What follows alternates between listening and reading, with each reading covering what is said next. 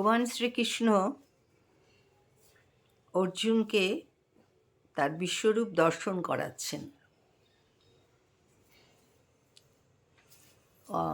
অর্জুন দেখলেন যদি আকাশে হাজার হাজার সূর্যের প্রভা যদি একসঙ্গে উদিত হয়, তাহলে সেই মহান বিশ্বরূপের সঙ্গে সামান্যমাত্র তুল্য হতে পারে। অর্জুন পরমেশ্বর ভগবানের বিশ্বরূপে নানাভাবে বিভক্ত সমস্ত জগৎকে একত্রে দেখতে পেলেন। তারপর অর্জুন বিস্মিত হলেন, রোমাঞ্চিত হলেন।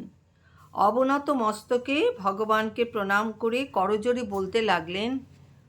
কি তিনি দেখতে পাচ্ছেন সেটা অর্জুন বলছেন।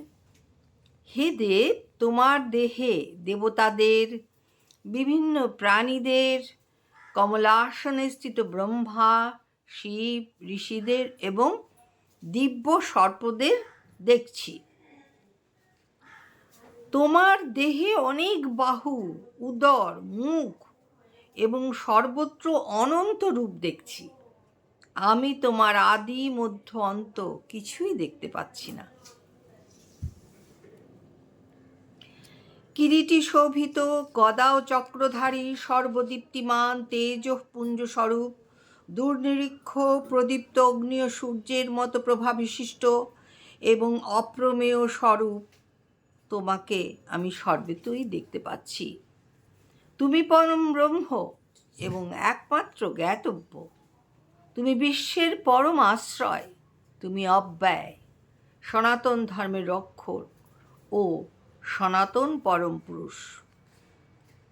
তারপরেও অর্জুনের তো বিস্ময়ের শেষ নেই। অর্জুন বলতে থাকছেন, তোমার মধ্যে দেখছি আদি নেই, মধ্য নেই, অন্ত নেই। তুমিও অনন্ত বীর্যশালী, অসংখ্য বাহু বিশিষ্ট। চন্দ্র এবং সূর্য তোমার চক্ষুদয়, তোমার মুখমণ্ডলে প্রদীপ্ত অগ্নির জ্যোতি। তুমি স্বীয় তেজে সমস্ত জগৎ সন্তপ্ত করছো। তুমি স্বর্গমত্তের মধ্যবর্তী অন্তরিক্ষ ও দশদিক পরিব্যাপ্ত করে আছো। হে মহাত্মন, তোমার এই অদ্ভুত ভয়ঙ্কর রূপ দর্শন করে স্ত্রীলোক অত্যন্ত ভীত হচ্ছে। আমরা তো ভগবান শ্রীকৃষ্ণের সেই শান্ত সুন্দর চক্রধারী রূপটাকে দেখতেই বেশি ভালোবাসি। অর্জুন যখন এই সব দেখছেন, তিনিও তো ব্যথিত হচ্ছেন এবং তিনি বলছেন যে তোমার এই অদ্ভুত ভয়ঙ্কর রূপ দর্শন করে ত্রিলোক অত্যন্ত ভীত হচ্ছে।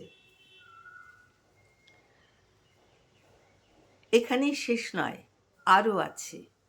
সুতরাং আমি এখানে শেষ করছি। তোমাদের কেমন লাগছে? যদি কয়েকজনও শ্রুতিতে এটা ধরে রাখো বা শ্রবণ করো, আমি বলে যেটুকু পুণ্য অর্জন করছি, তোমরাও ততোধিক পুণ্য অর্জন করবে। আজকে এখানেই শেষ করছি। শ্রীকৃষ্ণ সারা।